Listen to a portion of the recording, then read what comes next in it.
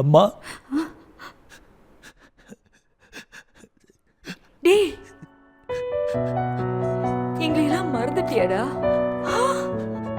உனக்காக தானே நான் இன்னும் உயிரோட இருக்கேன். இப்படி நீ இருக்கிறது நல்லவா இருக்கு? எப்படி இருந்தவ நீ? லைஃப்ல அச்சீவ் பண்றதுக்கு நிறைய விஷயங்கள் இருக்குதுடா. தயவு செய்து எங்களுக்காக கொஞ்சம் மாறுடா.